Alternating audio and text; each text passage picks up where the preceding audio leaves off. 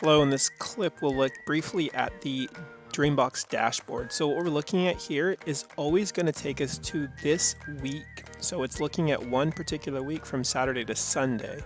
And so if we look right here, some of the things we're going to point out, first off, is the idea of the classroom. Now, if you teach in a self-contained classroom, most likely elementary, you have only one class unless you're a combination teacher.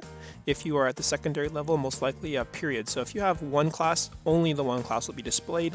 In this brief sample, we do have 2 grade levels for a combination teacher. If you were in middle school or secondary, you're going to look at the periods. And so you'd have each period listed here. And so you could easily toggle between those periods by simply clicking on that particular period or course. So here looking this, I want to point out to the fact that so what we're looking at for these individual columns, on the left hand side you see the student names. As we progress from left to right, the other thing you'll see here is this little bubble.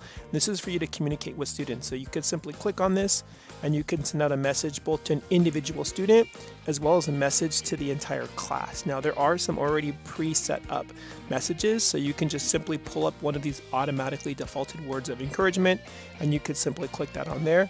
And they do have the ability to send it in Spanish if your student environment is set up for either an individual student, or if you're a dual immersion Spanish class, you may have it configured that way. Your grade level, these are the grade of your particular students.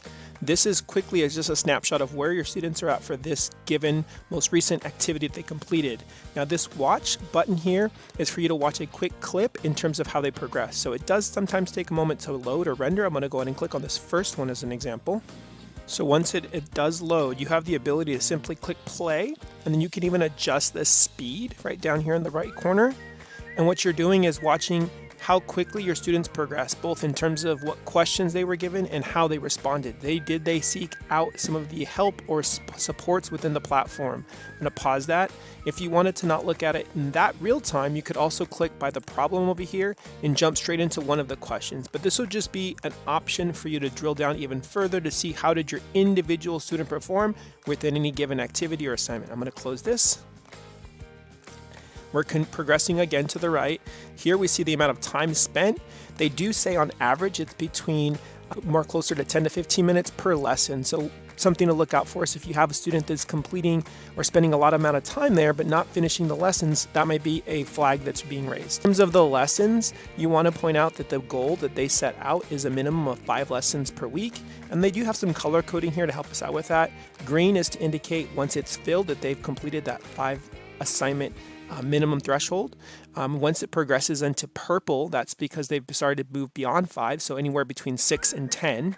And once they've exceeded 10, you'll start to see that gold color. And then on the far right side, we're looking at the prediction, and that is something that's looking at did they complete a minimum of at least 12 assignments. So if a student within a 6-week time period has completed at least 12 or more assignments, they're going to be able to yield a prediction. And it tells us whether they're on track, not on track, or potentially insufficient data, again, if they haven't met that minimum threshold of 12 lessons every 6 weeks.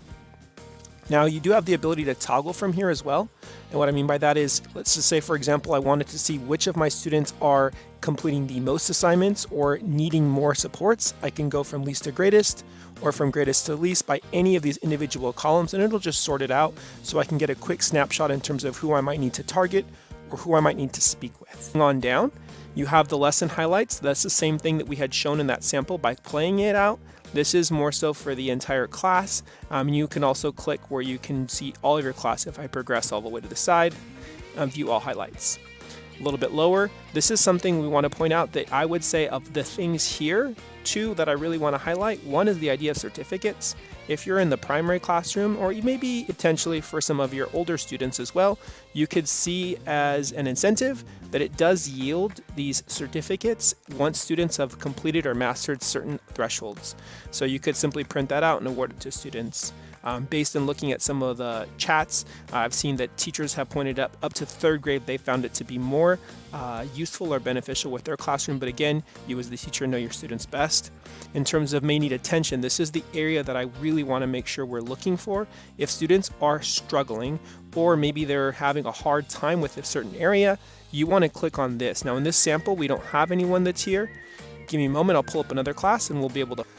So in this one right here, we can see may need attention is for 5 students. So I want to click on that, expand it, and now I'm looking at specifically what is the name of my student, and then I can also view their activity. How did they progress? And you can see the concept that they were having a challenging time with, and of course the date as well. So again, when you drill down to your dashboard, I would encourage you to look at, is there anyone that is needing your attention? Expand that window out and target to see who are those individual students or chunk of students who may need your attention. In terms of playing, this is always going to fluctuate and update as students are doing different activities.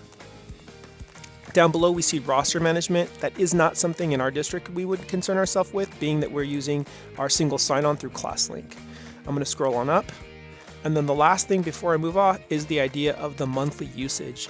You do have the ability to, as opposed to looking at this week, you can click View Monthly Usage, and you could always adjust with your calendar what is the time frame you're looking at. Right now it defaulted to this current month, but if you wanted to, you can go ahead and go back to a previous month and see over that entire month, how was my class performing, what was the amount of lessons they completed, are they logging in, just get a quick snapshot of the month. Again, all I did to get to that screen was to go from our dashboard as opposed to the weekly view, which is the default. Right underneath here, you see View Monthly Usage Report, and that's where I would click on that. If you have more questions about the dashboard or any of the other things available, please let us know. Thank you.